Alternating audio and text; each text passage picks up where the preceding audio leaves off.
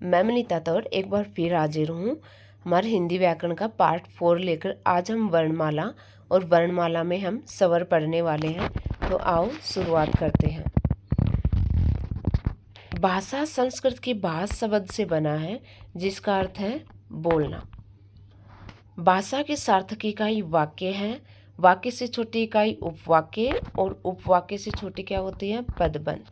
पदबंध से छोटी इकाई अक्षर। अक्षर से छोटी इकाई ध्वनि या वर्ण होती है। यानी कि सबसे छोटा ध्वनि या वर्ण, उससे बड़ा अक्षर, अक्षर से बड़ा पदबंध, पदबंध से बड़ा उपवाक्य और उपवाक्य से बड़ा वाक्य। यानी कि सबसे बड़ी इकाई होगी वाक्य, सबसे छोटा हो गया वर्ण। वाक्य क्या होता है? एक सार्थक इकाई होती है जिसका क्या निकलता हो? अर्थ निकलता है। वर्णमाला। वर्णों के व्यवस्थित समूह को वर्णमाला कहते हैं। मूलतः हिंदी में उच्चारण के आधार पर 45 वर्ण हैं, जिसमें 10 स्वर आते हैं तो 35 व्यंजन आते हैं। लेखन के आधार पर 52 वर्ण हैं, 13 स्वर, 35 व्यंजन और 4 क्या है? संयुक्त व्यंजन है। लेकिन जो निम्न कक्षाएं हैं उनमें इनकी संख्या 49 या 49 मानी गई है।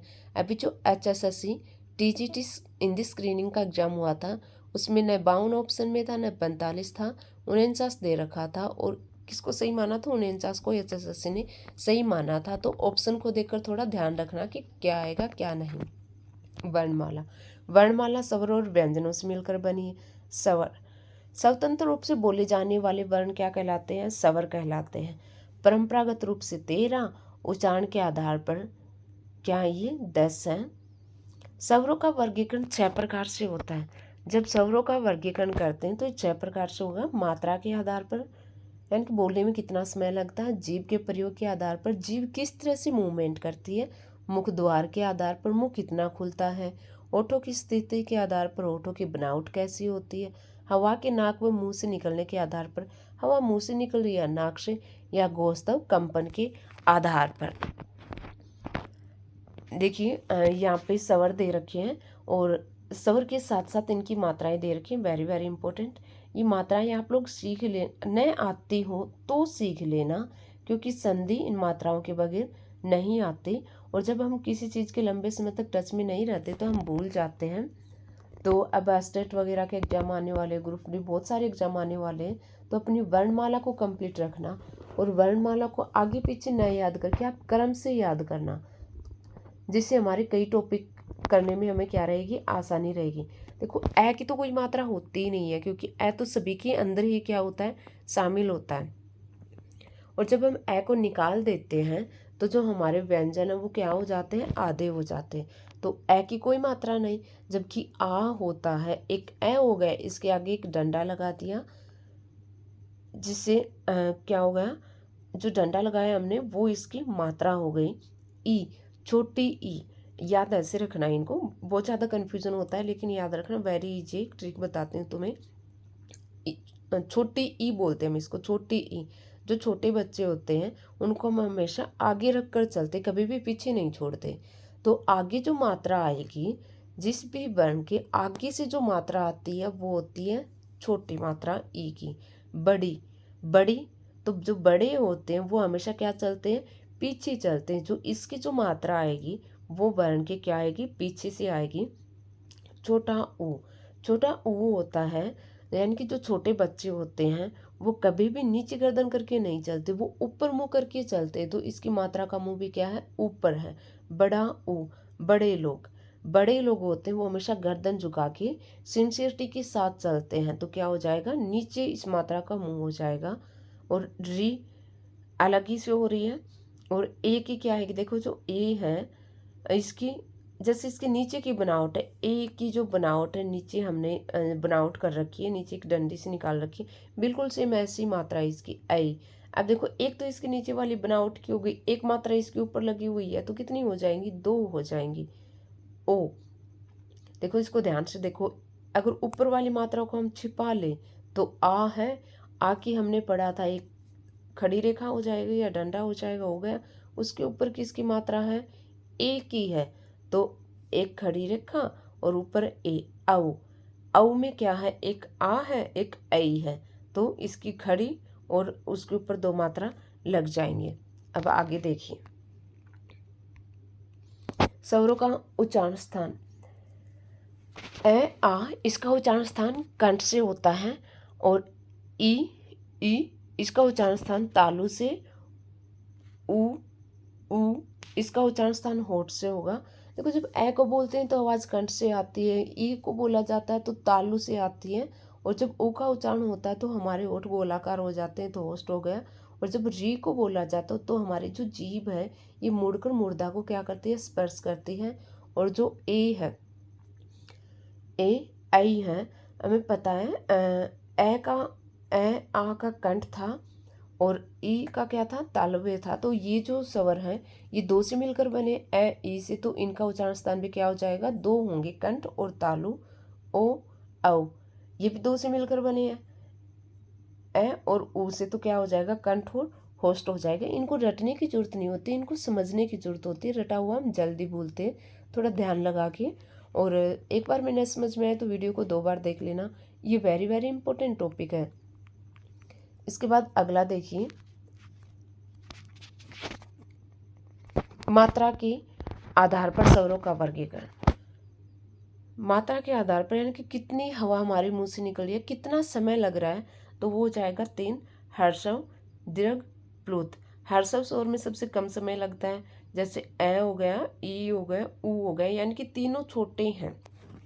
उसके बाद दीर्घ, आ, ई, ऊ, ए, ऐ, ओ, औ, और ये आगत वर्ण है, ये हो गए। इसमें हर्षव स्वर से दुगना समय लगता है। प्लुत स्वर जिनके उच्चारण में हर्षव स्वर से तिगुना और सबसे ज़्यादा समय लगता हो, जैसे ओम हो गया, जब ओम का उच्चारण करते हैं तो लंबा उच्चारण पड़ता हो, और राम हो गया, हो गए दीर्घ स्वर। वो एग्जाम में जब पूछा जाता है मात्रा के आधार पर स्वरों का वर्गीकरण, आपको ऑप्शन में या तो 2 मिलेगा या 3 मिलेगा। अगर दोनों हो तो आप 2 को सही लगाना, हर्षव होगा और दीर्घ होगा। प्लुत को कई बुकों ने हटा रखा है, और अगर 2 न हो, ऑप्शन में 3 4 इस टाइप से दे रखा हो, तो हम किसको सही मानेंगे, 3 को सही मानेंगे। ध्यान रखना, ये कन्फ्यूजन वाला क्वेश्चन है। उसके बाद आएगा जीभ के प्रयोग के आधार पर। तो जिन स्वरों के उच्चारण में जीभ का अगला भाग काम करता है, यानी कि उच्चारण करेंगे तो जीभ का अगला भाग उठेगा, जैसे ई, ए, ऐ। और मध्य भाग उठेगा ए का उच्चारण करने में। देखो न तो जीभ का अगला भाग उठ रहा है न पिछला, सिर्फ मध्य से थोड़ी सी हलचल होते।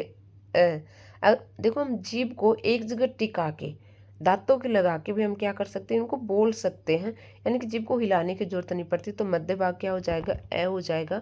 अब पश्च भाग देखिए, जिन स्वरों के उच्चारण में जीभ का पिछला भाग काम करता हो, आ, उ, ओ, औ, इनके उच्चारण में अगर हम जब हम इनका उच्चारण करके देखेंगे तो देखेंगे जीभ का पिछला भाग हलचल कर रहा है, न कि अगला। आगे देखिए, मुख विवर्त खुलने के आधार पर ये 4 प्रकार के, जैसे विवर्त पूरा मुख खुलेगा, अर्धविवर्त में आधा मुख खुलेगा, अर्धस्वर्त में आधा मुंह बंद रहेगा, और समवर्त में क्या रहेगा, मुंह लगभग ही बंद रहेगा। विवर्त में देखिए आ हो गया, जब आ का हम प्रोनाउंसिएशन करते हैं तो हमारा मुंह पूरा का पूरा खुल जाता है, और मुंह को ये सोचे हम आधा खोलेंगे या खोलेंगे ही नहीं तो हम ए का प्रोनाउंसिएशन नहीं कर सकते। अर्धविवर्त, जिन स्वरों के उच्चारण में मुख द्वार आधा खुलता हो, ए, औ। अभी हमने पीछे पढ़ा था, किस में आए थे, मध्य भाग, यानी कि जीभ का मध्य भाग इनसे ऊपर उठ रहा था। अर्धस्वर्त आधा मुंह खुलता हो, सॉरी आधा मुंह बंद रहता हो, ई हो गया और औ हो गया। समर्थ, इसके अंदर मुख द्वार लगभग बंद ही रहता है, ई और ऊ वाले स्वर आ जाएंगे इसके अंदर। ओठों की आकृति के आधार पर देखिए, एक अवर्तमुखी, यानी कि मुंह वर्ताकार नहीं होगा, गोलाकार नहीं होगा। वर्तमुखी में होठों की बनावट क्या हो जाती है, गोलाकार हो जाती है। तो जिन स्वरों के उच्चारण में होठ गोलाकार न हो वो अवर्तमुखी, ए, आ, ई, ए, ऐ। बोलकर देखना, होठ गोल नहीं होते, जबकि वर्तमुखी, जबकि हम ऊ, ओ, औ इनका उच्चारण करेंगे तो हमारे होठ क्या हो जाते हैं, गोलाकार हो जाते हैं। और अगर हम बगैर होठों को गोल किए बोलने की कोशिश करेंगे तो इनका उच्चारण होगा ही नहीं। अब देखिए, हवा के नाक व मुंह से निकलने के आधार पर एक निरुनासिक है, एक अनुनासिक है। निरुनासिक में हवा केवल मुंह से निकलेगी, यानी कि नाक बंद करके हम इन स्वरों का क्या कर सकते हैं, उच्चारण कर सकते हैं। जैसे एक बार आप अपने नाक बंद करके बोलने की कोशिश कीजिए, ए आ ई। अभी मैंने नाक बंद करके बोला था, कोई खास फर्क नहीं पड़ा, साउंड अच्छे से आ रही है, समझ में आ रही है। लेकिन अनुनासिक होते इनमें हवा नाक और मुंह दोनों से निकलते हैं। अगर हम नाक को बंद कर लें तो ये जो ध्वनियाँ वो समझ में ही नहीं आते। एक बार आप लोग भी बोलना, ए आ ई। कितनी अजीब सी आवाज़ आ रही है, प्रोनाउंसिएशन सही नहीं कर पा रहे। और दूसरी पहचान इसकी ये याद रखना, आप भूल जाते हैं अनुनासिक कौन से हैं। तो देखो, अनुनासिक, अनु है, निर में नहीं है। अनु में तो आएगा ही आएगा नाक का उच्चारण। तो नाक को बंद करोगे तो नाक के अंदर क्या होगी, बहुत ज़्यादा कंपन होगी जब आप इन स्वरों को बोलेंगे। तो याद रख लेना, अनुसरण कर रहे हैं किसका, ये नाक का। और उसके बाद गोस्तव के आधार पर, घोष का अर्थ होता है स्वर तंत्रियों में श्वास का कंपन। सारे के सारे स्वर ये क्या है, घोष है, यानी कि सघोष क्या है, ध्वनियाँ हैं। अगला जो हमारा टॉपिक रहने वाला है वो व्यंजन रहने वाला है, बहुत ही ज़्यादा महत्वपूर्ण है। उसके अंदर मोस्टली क्वेश्चन वही से पुट किया जाता है, स्वर में से तो फिर भी कम पूछा जाता है। और अगर आप लोगों को कुछ कमियां वगैरह लगे तो आप कमेंट करके मेरे को बता दिया करो। और अगर आप लोगों को टॉपिक वगैरह अच्छे लगते हैं तो लाइक शेयर कमेंट वगैरह कर दिया करो।